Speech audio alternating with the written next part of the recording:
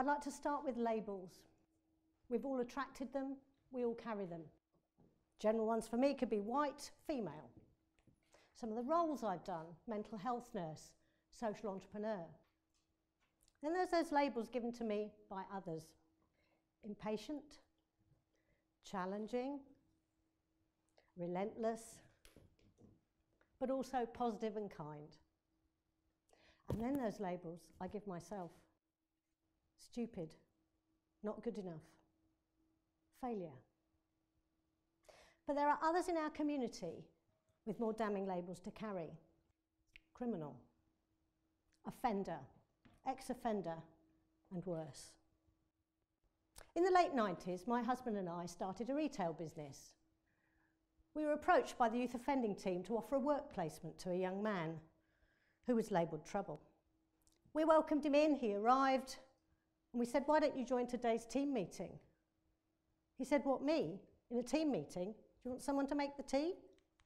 That week he settled in really well. Great sales skills, good customer service, and a keen eye on the money. I remember saying something like, "How about doing a window display?" And I suggested he go off and get some props, gave him £10. He said, "You're giving me £10? What if I go off with it and don't come back?" I remember saying, "But you're not going to go off with it because you've got a window display to create." And he did come back, created a great window. I think that week he stood just a little bit taller. Well, where do many people labelled trouble end up? If they're not labelled beforehand, they certainly are on release. So let's consider prisons. How do they serve society and the people coming out? If we look at reducing reoffending, the answer is rather poorly. There are many great staff working hard every day in prisons helping people rehabilitate. But the service is under strain as never before, with budget cuts, staff shortages, and this unprecedented tsunami of mental health and drug-related issues. Great staff are hard to find, the service is under strain, and the resultant regime provides little room for a truly comprehensive rehabilitation service. Purposeful activity is really hard to achieve in this environment, and expectations are often low, aspiration non-existent. So what is the effect when people leave prison and they're not adequately rehabilitated? Well, there are consequences for all of us. Take victims. Currently, our criminal justice does not serve them well. For every 100 people who are released from a short prison term, 64 will be back within 12 months. And then there's the cost. In financial terms, this is the current cost of reoffending. For the 83,000 plus people currently incarcerated, they will cost up to £38,000 per person, per place, per year. But there's also the added cost and strain on community. The public services, police and processing, children entering the care system, and the general disruption to neighbours and communities. And speaking of community, most people coming out of prison, and most people will be released, they're going to be our neighbours. Do we want people to return to our communities as responsible citizens who will stop offending, provide for themselves and contribute to society? Or do we want people who've not been rehabilitated and be far more likely to reoffend? It's not uncommon for someone to go out of the prison gates with just £46 as a discharge grant and a travel pass. Yet we expect that person to stay out of trouble. So where does entrepreneurship fit here? Well, it's a fact that many people sent to prison have arrived there through their criminal entrepreneurial endeavours. So why not harness this entrepreneurship for good? In 2010, I started exploring ideas for a prison entrepreneurship programme for the UK. I was lucky to secure a place at the School for Social Entrepreneurs, and with a draft programme in progress, I was given the opportunity to trial this in a southwest prison, give a few taster sessions. But I quickly realised this was more than just about business skills, there was something missing. So I looked across the west of the world for examples, and in 2015 I was very lucky to get support from the Winston Churchill Memorial Trust to go and visit Norway and Texas and work in the prisons.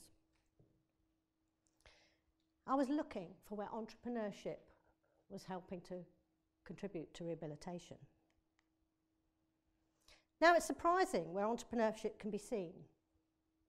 Take a gang dealing drugs. There's always a chief executive.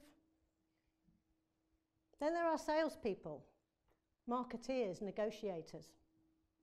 The organisation will offer a range of services: manufacturing, delivery, quality control, customer service. They might even do buy one, get one free.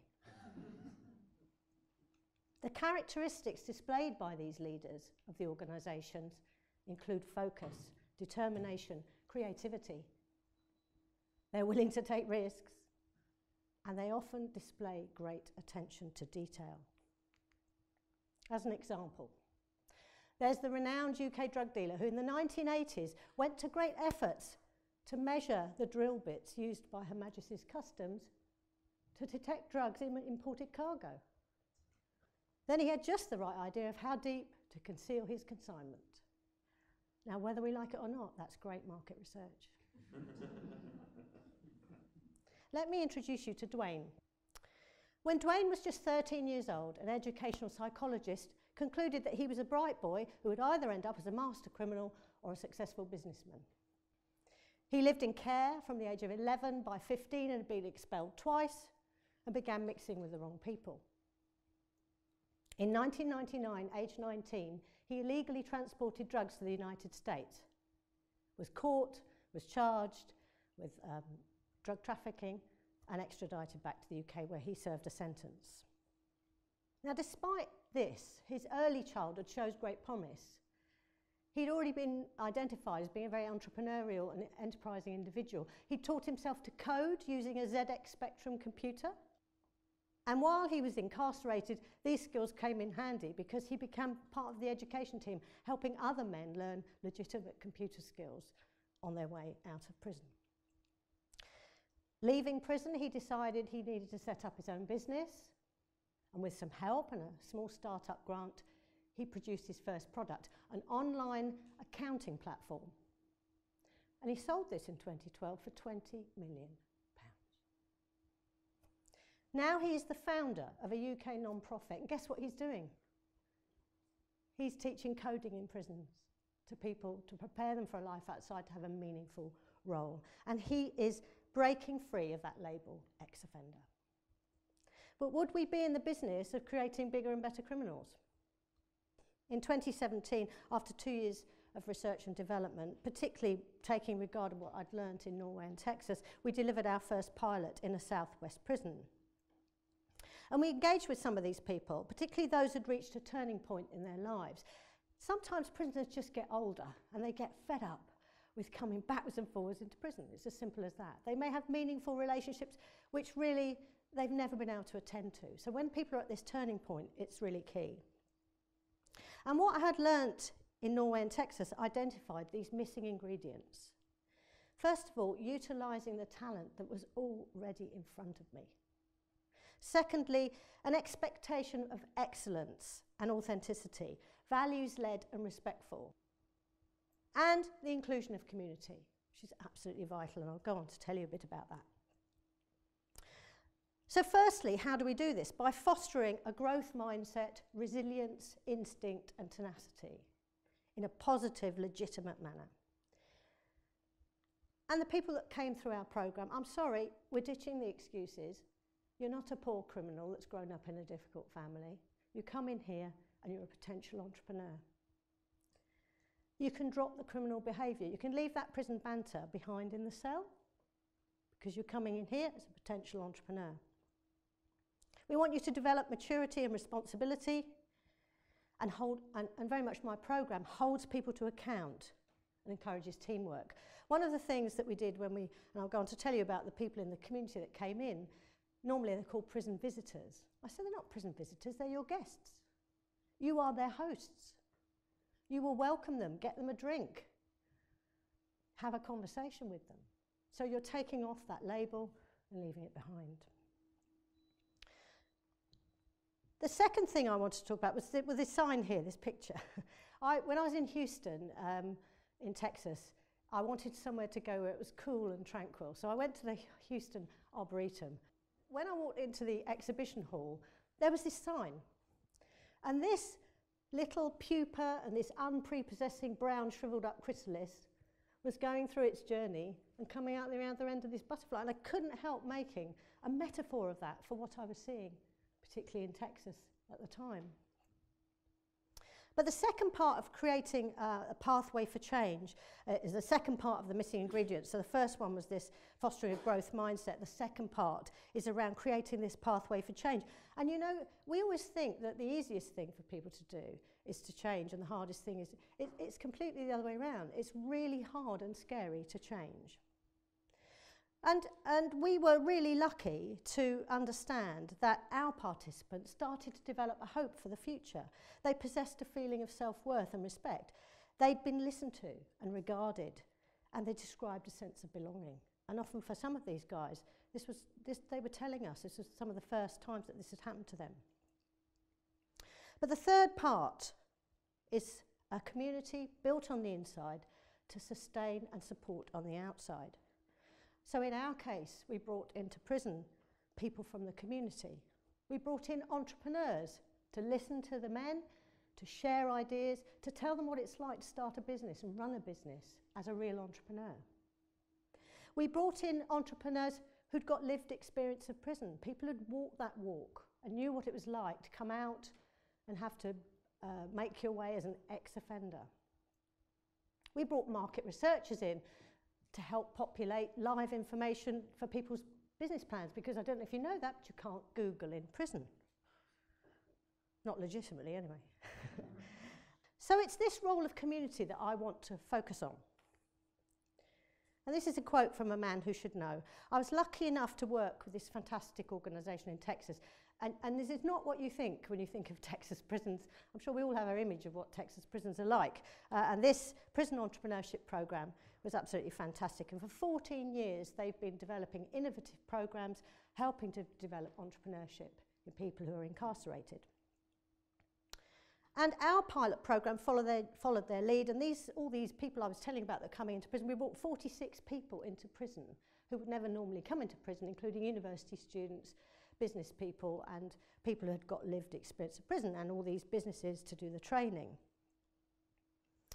And the notion that a busy business leader will come in unconditionally and invest their time is huge, absolutely huge. And equally, it started to highlight the similarities between them, not the differences.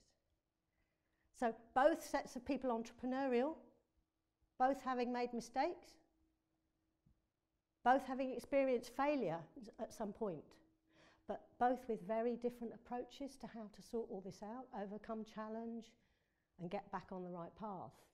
So a real role model starting to be embedded. And one of our participants said, it's been really motivating to know that there are people outside of prison who care about me and my hopes. They're interested in me. And that's a very big thing indeed. Our contributors said things like, I was surprised about how normal the men were and how welcome and comfortable they made me feel. This isn't a prison. And this really had an effect on people. And they said, I'll never think of prisoners in prison in the same way again. Another said, I was hugely moved by their passion for their projects, for their businesses, and their energy to get it going. And what really touched me, somebody said, do not judge anyone according to the circumstances under which you meet them. So how does any of this reduce reoffending? Well, it's too early for our program's success to be measured. It takes rather a long time to really judge how people are coping when they leave prison. But if we look at the success of the prison entrepreneurship, we can see they've had 1,300 people go through their program. They've gone on to create 360 businesses.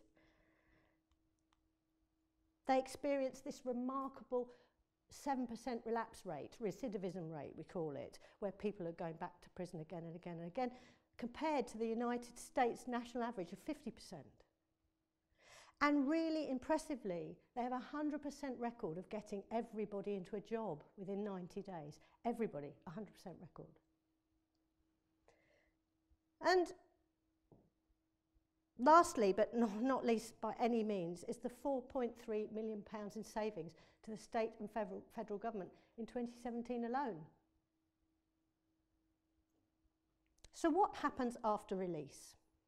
Well, accommodation, a job and support are the three main challenges for people.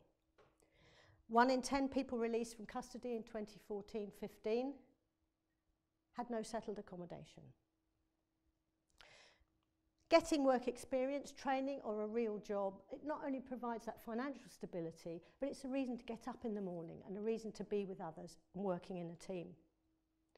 A support network is vital, and the work I saw in Texas with people with lived experiences, a brotherhood if you like. People have already been there, coming back and helping others ease their way into life.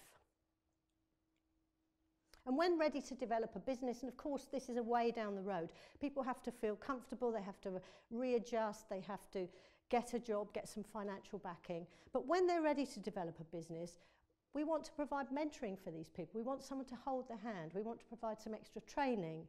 We want to have a business network that accepts them, and also perhaps some investment and start-up funding for them to take their first steps on the ladder. So what about those people who are entrepreneurial but are not ready to run their own business? Perhaps through a lack of confidence or resources. They will make great employees. You know, I've learnt that entrepreneurship is a journey. A solution-focused, innovative, determined person will really be great in someone's business. They will be loyal and they will appreciate that second chance.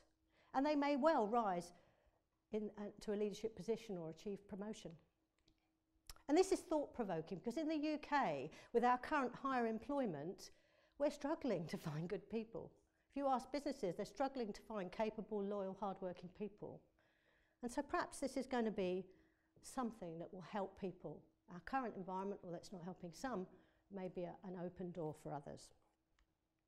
So revisiting what we in the community want from people leaving prison. I finish with the same questions. Do we want people who will continue to be labelled, have not been rehabilitated, and will be more likely to reoffend? Or do we want people to return to our communities as responsible citizens who will stop offending, can provide for themselves and their families, and contribute to society? Are we willing to see past the label and entertain the notion of a second chance? Thank you.